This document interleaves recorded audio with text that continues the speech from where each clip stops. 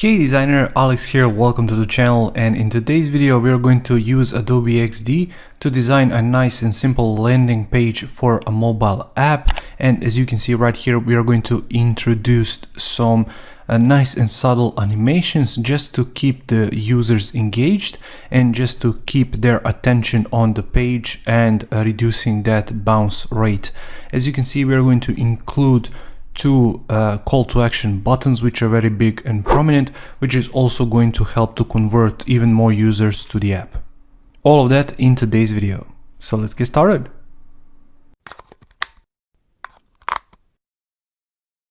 Alright, so what I have right here is a setup blank Adobe XD file.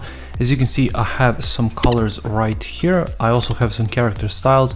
I'm using Nunito for this tutorial, as well as Roboto. Both of these fonts are Google fonts. They are free. You can download them for free from Google Fonts site.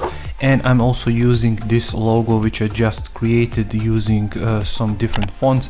Now, I'm going to use some premium assets in this tutorial. You don't have to purchase these assets. However, I'm going to link the links down in the description below. If you want to, you can, but it's not necessary. If you want to follow along, you can just use any assets you want. Simply download them from the internet, or you can use some of my own assets. I will also provide links down below.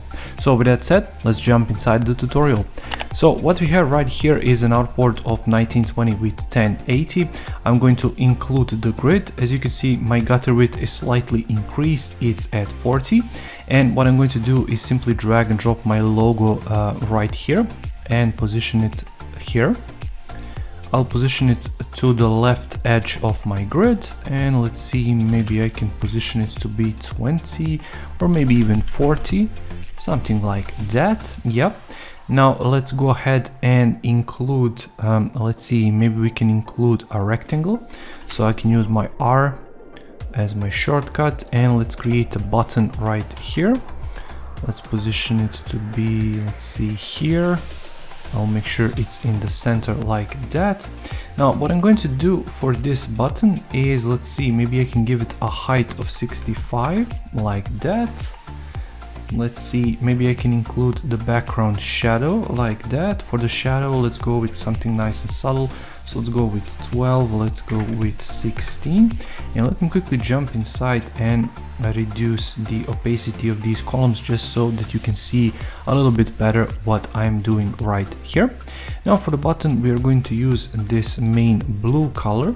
And for the corner radius, let's use something nice and large, like 12. I like how that looks like. I'm going to reduce the border, and if I hide my layout, you can see how that looks like. Now for this first button, what I'm going to do is type my T key, type in right here, and write in request a demo. And I'm going to use this Roboto 18, as you can see it right here. Or maybe if we can even go a little bit higher, maybe I can go with 24 like that. And maybe I can edit this. So I can choose this to be 24, press enter. And now, as you can see, it's 24 right here. So I'm going to simply apply it, select these two layers, make sure they are in the center, hit Ctrl G. Go back to my layers panel, and let's see, double click right here and call this BTN like so. And this BTN, I'm going to duplicate it, hit Ctrl D. I will position it somewhere around here. Let it be 3 columns wide. And for this one, I'm going to make it 2 columns wide like that. And right here, I'm going to include some navigation items. So I'm going to duplicate this, move it outside of the folder like so. And what I'm also going to be doing right here, let's see, I can move it outside of the folder like that. And I'm going to make sure I change the color. So let's see, maybe we can go with this light gray. Now this can be device support like that. Make sure it's in the center like that. And I can also select all of these items. Simply click right here and make sure that all of them are in the center. So we have device support, hit Ctrl D. I'll type in pricing. For this one, hit Ctrl D one more time, and for this one I'll go ahead and type in features like that. Now for the distance between all of them, let's use 150. So let's go with something like that, 150. Make sure that you have 150 with this one as well, so go with 150. Select all three, hold shift, make sure they are in the center like that. Now select all of them, hit Ctrl G, go to your layers panel and type in nav, just so that we can know what everything is. Now I'm going to position the logo right here, leave the features, pricing, device support, and button is right here. Now that that's completed, what we can do is create a nice sort of shape right here. And to do that, I'm going to use my pen tool, and I can make things a little bit clearer. Simply click right here to hide my button. So I'm going to use my pen tool, and we'll go with somewhere around here perhaps. You can hold your shift key if you want to make it smoother. I'm not going to bother, honestly. I'm just going to do something like that. I think that's fine. Go ahead and close it up. I will hide my border color. Now for the color itself, I'm going to select this light blue. And if I click on my artboard and hide it, you can see that it is there. But let's just go ahead and see what we've done here. We need to include the fill back. Now for that, I'm going to reduce the color, the opacity of it to 20%. You can do it here, or you can simply hit 2 on your keyboard to reduce its opacity. Let's go ahead and move it all the way down, and I'm going to call it bottom shape, just so I can know what it is, like that. I'm going to introduce my button back. I'm going to bring my grid layout back, like that. And what I'm going to do now is include some text. So I'm going to write in connect effortless. Let's see, let me quickly just copy and paste the text here like that, so I'm not writing it out. I'm going to use this Nunito, and I'm going to include this as a color. Let's see, for the text itself, let's make it left aligned. Let's align it to the left of our grid like so. And let's see, for the distance between the text and the button, maybe we can go with 100 pixels, like so.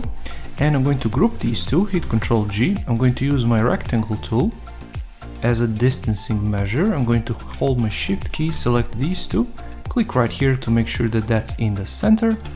Delete this, ungroup this by simply going here, right click, ungroup, position the nav back on top, and that's basically it for our text. Now I'm going to choose my word effortlessly, but I'm going to switch to the assets panel so it's easier for me to select it. Click right here to change it to orange, and then go back right here to black italic, just so that it stands out a little bit better on the page itself. If you think that this background is too light, you can, for example, select 40 or something like that. I think 30 will do well for our case. Yeah, I think that's fine. Now what I'm going to do next is create the shape which is going to go right here. And to do that, I can simply select my ellipse tool, simply position it somewhere around here, remove the border, include this color. And for this, I'm going to remove the grid actually, just so that I can see it better. Double click inside and you can create all of these different points that you want, and simply move the points in and create any sort of shape that you want. For example, let's go with something like this, and you can obviously be as creative as you want with this. I'm not going to waste too much time. You can adjust the angles, simply hold these handles in. Perhaps we can do it like this. Maybe we can move this up a little bit.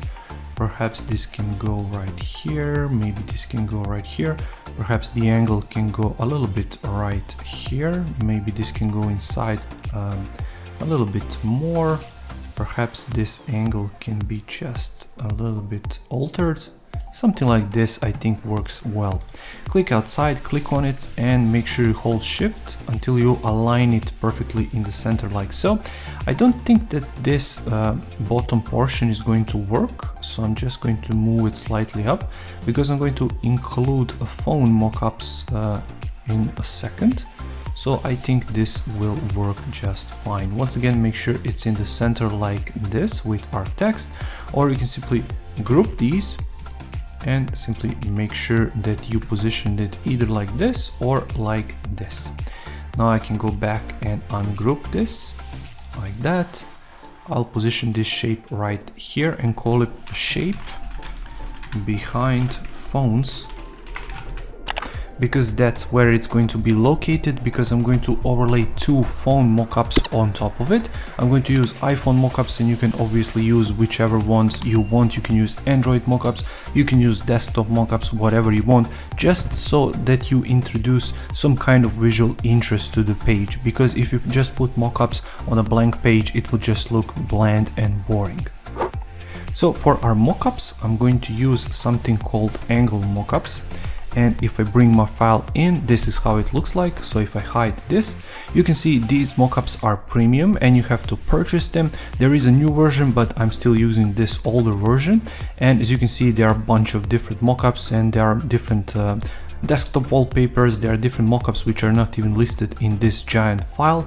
I'm just going to use these two, so hit Ctrl+C, and I'm going to close this file because I don't need it anymore. And that's one top tip: if you just want to make your XD a little bit faster, you can close all of the files that you don't need. Now I'm going to simply paste them here, because if you remember, I just copied them. So I'm going to paste them right here, hold my Shift, Alt and left click in one of the corners to reduce the size just a little bit. What I'm going to do is switch places, and I'm going to drag them here, ungroup them. I'm going to position this one to be roughly around here, this one to be roughly around here, let's say. Yeah, I think that works well. I'm going to also rotate this one just a little bit, rotate this one perhaps just a bit. And what I can also do is you can position it here, for example, to make this one go on top, or this one to go on bottom, however you want. I'm going to bring my grid back. I'm going to select both of them, make sure that it's touching this point right here. Now this can go outside, it really doesn't matter, or you can leave it here, it's really all up to you. And you can always double click inside and you can reorganize some of these angles. So for example, maybe I can push this one to go just a little bit that way. Maybe we can do something like this. So this is really freehanding it, and you can really do whatever you want with that. You can always hide this to see where you are going with these, and I can also change this, so this can be my left phone like that, and my right phone, because it's on the left and right hand side of you. So that's basically it. That's our design nearly completed. Now it comes the polishing part and the fun part that most designers enjoy. Now we're going to include some shapes to make this design just a little bit more spicy. And finally, at the end, I'm going to show you how you can include some nice and subtle time animation just to bring this design to life even more. So for this part, what we're going to do is include some shapes. Now, to save a little bit of time, I have these shapes already. I'm going to simply copy and paste them in, and here they are. As you can see, I named them small shapes, and I'm going to position them somewhere around here. Now, what I did with these shapes, if I hide my grid because we don't need it at the moment, as you can see, this is just a stroke. And how can you create that? Simply use a pen tool, click here, and then for example here, and then here, and then here, and once you're done, hit escape on your keyboard, and now you can increase the size of this border to 3, for example. If you want it to be even thicker, you can increase it to 10, but it doesn't look that great. That's basically it. To change its color, simply click right here, then choose whichever color you want, and that's basically how that's created. Now for these other shapes, as you can see, I have this circle right here. Simply use the ellipse tool, hold the shift key, remove the fill, and for the border, let's use 20, for example, and you can see how I got that shape. Simply change its color, and you can reduce the opacity, and that's basically it. Now I also have this shape, which is just a plain circle. As you can see, if I double click inside, we have the fill color of 40% of the opacity, and we are going to include some animation in a second. But before that, I just want to reorganize them just a little bit, so I can position this to be right here. let's see, this can be right here, and I can even rotate it just a little bit just to differentiate these shapes between each other. Now this shape can go right here, this shape can be like this and can go right here, and finally for this one maybe we can position it to be somewhere around here, let's say. Now as you can see, it's overlapping the phone, and that's fine in some cases, but in our case I just want it to be behind the phone. So how can I do that? Simply move this behind the mockups, and there you go, it disappeared. Our design is also almost completed, but what I want to do finally, let me quickly just move this just a touch, and I also want to include a thicker border right here. So for example, let's go with 30, too much, 20, I think that's fine. What I want to do finally is include some screens right here, because it just looks too bland as it is. Here is the Chatty UI kit, which is the UI kit I'm drawing inspiration from, obviously, and you can get this kit. It's a premium kit, it's made by me, and I'm going to leave the link in the YouTube description, and you can simply check it out and purchase it if you want to. If not, I said it in the beginning of the video, you can simply use any design that you want, but I wanted to use this one because obviously it fits the design and it's basically the same as this product, so it goes really well with it, and I'm going to save myself a bunch of time if I'm using something like this just to present the screens that I want to use. So from here, what I want to use is perhaps this invite accepted, and let's see, maybe I can use this chat number 4. Simply hit Ctrl C, and I'm going to close it because I don't need it anymore. Hit Ctrl V, and that's going to paste these artboards inside. Now, because these angle mockups work really quite simply, all you need to do is simply hold your Alt or Option key, or hold Ctrl and click, and it's going to take you to the shape, and you need to select this screen layer, go right here, choose angle, and you obviously need to install this plugin before you use their mockups. Click Apply Mockups, and what I'm going to do is select this, which is called Invite Accepted, as you can see.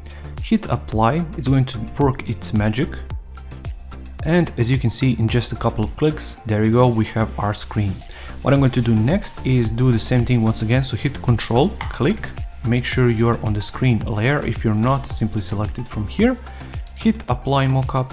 I'm going to use chat number 4 because you can see that that's that screen. You can also copy these screens, you can include JPEG images and so on, but I found that this is the most simple method of them all. I'm just going to delete them now because I don't need them anymore. I can go back to my layers panel, and there we have it. Our design is completed. All we need to do now, and that's the last step that we need to complete, is to duplicate this artboard. Hit Ctrl D to make a duplicate of it. And we are not going to change anything on this first one, but on this second one we're going to change everything basically. So what I'm going to do is simply double click inside, select the shape, perhaps move it here. Maybe I can move this shape just a little bit, or I can even do one better. I can increase it like so, and then I can move it just a little bit up. I can move this one down and perhaps even rotate it. I can move this one just a little bit, perhaps to here. Then I can use this shape, move it outside. I can move this one down and perhaps even scale it like so. And finally with this one, maybe I can rotate it a little bit and then simply move it out of the way like that. For the shape itself, I'm going to hold Shift, Alt and left click and simply reduce its size a little bit like so. You can even play around with the opacity if you want to, but I'm not going to do that at the moment. And finally, what I'm going to do is simply move these two phones around. So I'm going to position this to the top and perhaps move it to the right just a little bit like so. Maybe move this one down and perhaps to the left just a little bit like that. And I'm going to use opacity here. So I'm going to simply click and reduce the opacity down to, let's say, 20%, hit 2, and that's basically it. That's our differentiations. And what we are going to do next is hit prototype tab right here, because we need to include some prototypes inside. To do that, simply hit prototype right here at the top. Select this artboard, you have this arrow, click, drag, let it go. For the trigger, we are going to use time instead of tap. And if you're wondering why I'm duplicating these artboards when I can simply use the components, well, it's quite simple. Components are not supported with the time trigger as of yet, so you will have to duplicate your artboards if you want to use time trigger. For majority of other stuff, they are there, but for the time trigger, they are not. And I really wish that Adobe XD team is going to include them at some point really soon, perhaps even in November at Adobe Max. So let's get back to the design. For the transition, we're going to use auto animate, obviously. Ease in out is what we're going to use here. And for the duration, let's go with 5 seconds, nice and long. Now all you need to do here is click, drag it back. As you can see, it's going to contain all the other animations and all the other settings that you use. And what you need to do finally is simply preview it. To do that, simply click here, then here at the top, I will enlarge that, and you can see how everything looks like. So everything is moving nicely. It's sort of stopping, easing in and out of animations. As you can see, everything is nice and fluid, nice and soft. As you can see right here, this really does work nicely with the reducing of size, position and the opacity at the same time. It really does work wonders with it. Now your developers can do all of this stuff in code, obviously, and you can do some advanced techniques in Adobe XD to scroll down and to animate this to stay at the top. You can pin all of this to the top, and when users scroll down, animation is going to happen at the start, but as soon as they scroll down, you can pan on to other artboards and simply reduce and remove all of this stuff and go to the next part of your website. But for now, we're going to leave it at this. I really hope you liked this tutorial, and I really hope you found it easy to follow. Let me know down in the comments below what would you like me to cover next, and I really hope you enjoyed this one. Thank you for watching this tutorial. I really hope you found it helpful. If you did, make sure to press that like button. I upload new videos every single week on design, passive income techniques, motivation and more, so if you don't want to miss that, make sure you subscribe, and I'll see you in the next video. Take care.